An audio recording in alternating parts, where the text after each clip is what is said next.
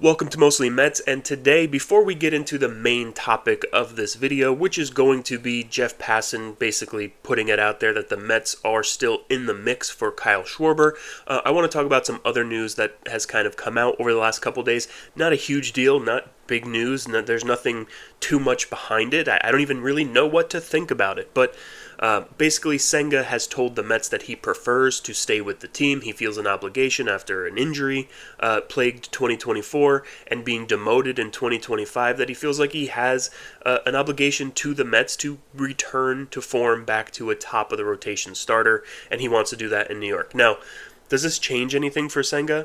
I don't know. I don't really know what this even means or why it's coming out at this point. There was also some recycled old news by Will Salmon, basically that we spoke about it a couple weeks ago in another video, that the Mets were likely only to get one starting pitcher this offseason unless they're able to subtract someone from the rotation, whether it be Senga or Peterson or Manaya possibly. They're only going to go after one guy and hopefully a top-of-the-line starter.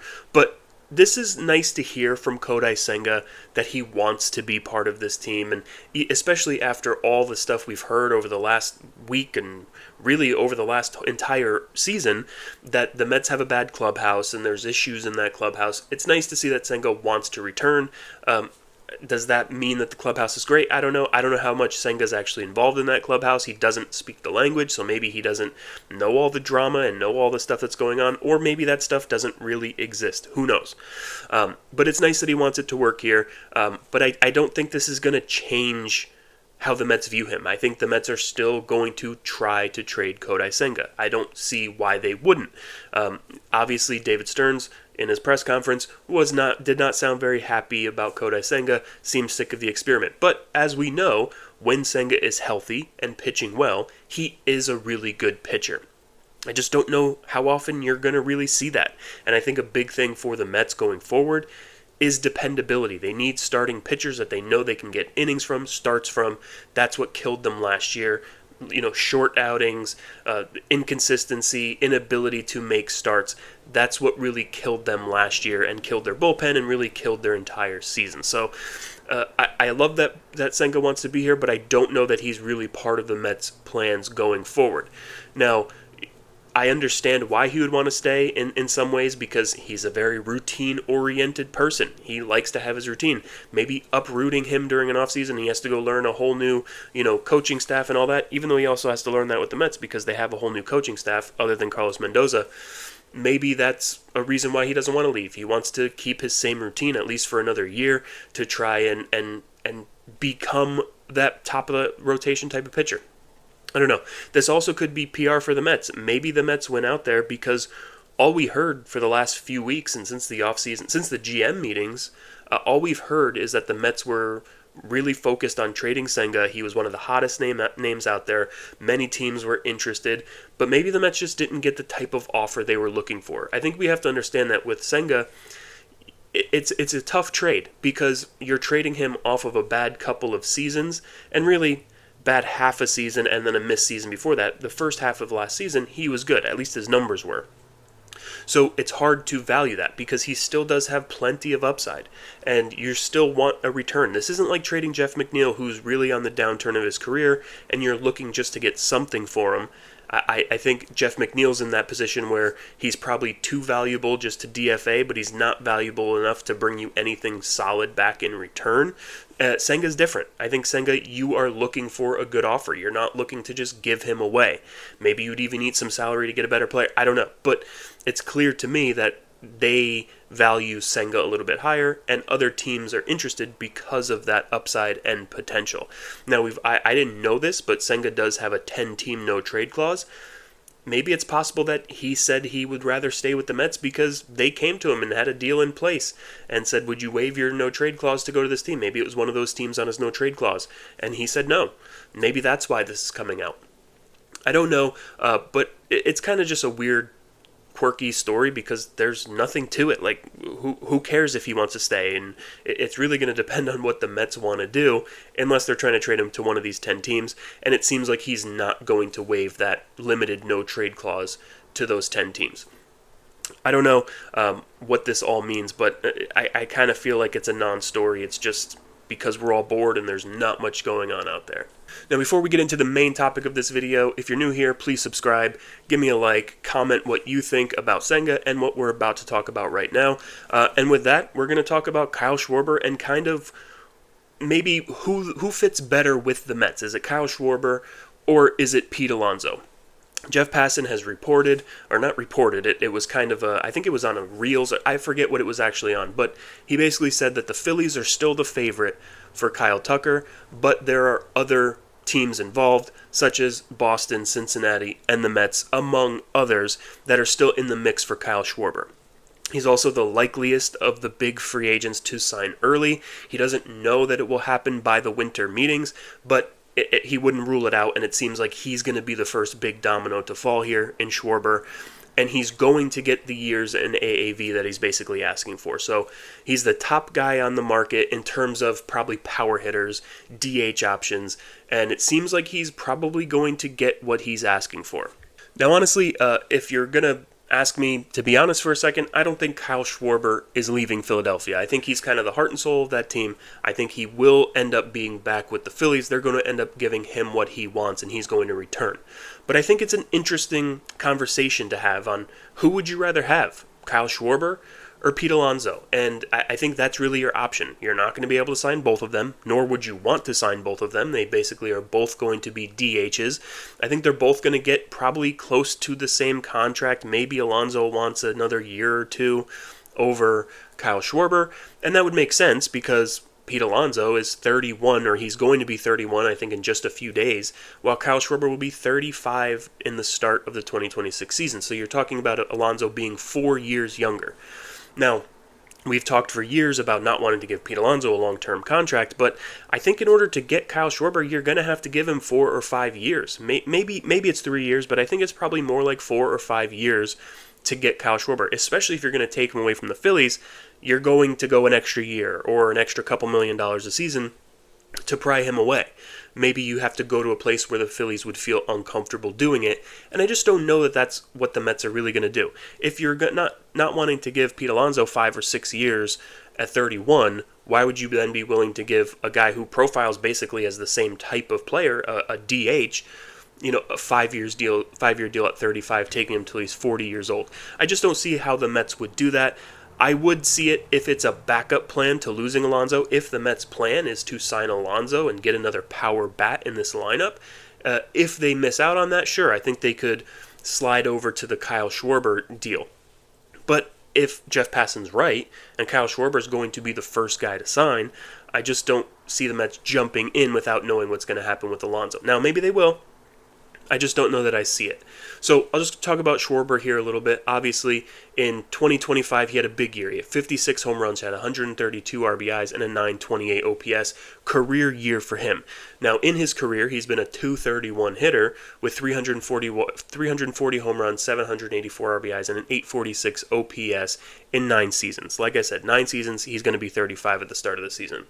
So his last 3-season average, he's a .228 hitter with 47 home runs, 113 RBIs, and an 865 OPS. He's also struck out on an average 203 times a season over the last 3 years. So, to me, what Kyle Schwarber is a true 3-outcome hitter. We've heard that in the past. It's a guy who is going to give you either a home run, a strikeout, or a walk pretty much every time they come to the plate. And Kyle Schwarber is the definition of that guy. He does not give you anything in the field. He's a DH, solely a DH. You cannot put him in the field. He's a butcher.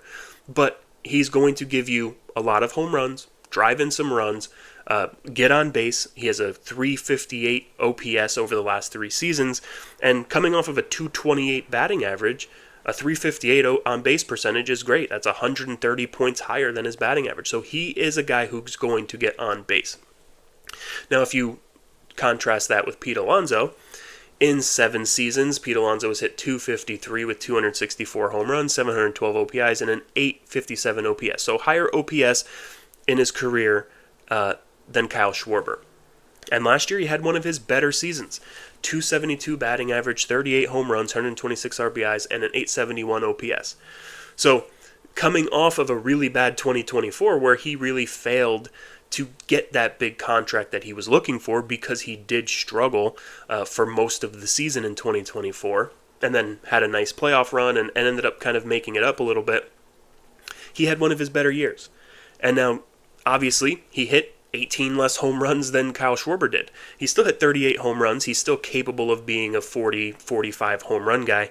I think his days of hitting 50 home runs might be over just because I think that he's kind of moved on from that and has tried to become maybe a more complete hitter. He's definitely changed his approach and his swing last year. He's trying to go the other way a lot more. He's going to hit less home runs, but he's better overall, I believe, as a hitter right now than Schwarber is. Alonso's not that that ultimate 3 outcome type of hitter like Schwarber is, but he does strike out a lot. He doesn't walk as much as Schwarber. He's not going to have as high of an on-base percentage. He'll hit for a bit of a higher batting average, less home runs, but their extra base hits are kind of similar. You would think that with Schwarber hitting 56 home runs, 18 more than Alonso last year, he would have more extra base hits than Alonso. They're basically even. In 2025, Alonso had 80 extra base hits, and Schwarber had 81. So basically even in extra base hits, and that's with Schwarber hitting 18 more home runs than Alonso. Alonso hit 41 doubles in 2025, and he averages about 31 doubles a year in the last 3 years, where Schwarber had 23 in 25, and he averages 21 doubles over the last 3 years. So while you might say, look at Schwarber's numbers, he has more RBIs, he has more home runs, but Pete Alonso was the better hitter. And it's just true. Pete Alonso has the ability, if he wanted to, or if he worked on it, he would hit more home runs for a lower average. He could be Kyle Schwarber. He could hit for a lower average, focus on pulling the ball, and probably hit just as many, if not more, home runs than Kyle Schwarber. But he's more focused on becoming a better overall hitter, and I think he just is.